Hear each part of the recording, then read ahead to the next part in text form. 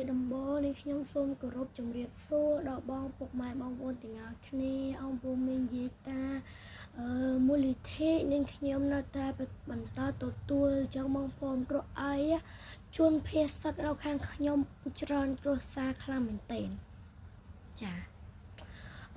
ចាំបើសិនជាបងប្អូនចង់មានអីវ៉ាន់អីឧបត្ថម្ភឬក៏កៅអៅចាស់អីអាចយកមក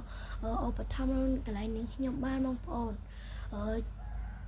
ឧបត្ថម្ភជាកៅអៅក៏បានអ្វីដែលចាំបាច់បំផុតគឺរបស់ញ៉ាំបងប្អូន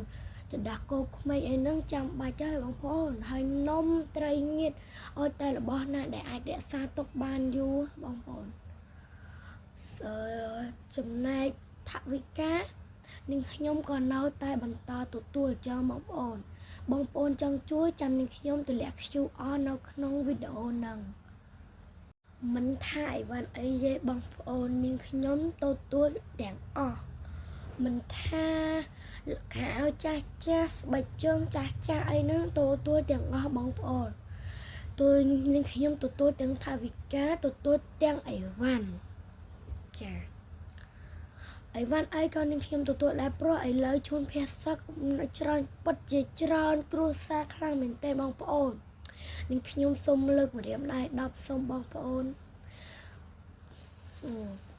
បងប្អូនមិនថានាងខ្ញុំបោកទេនាងខ្ញុំអត់បោកទេចា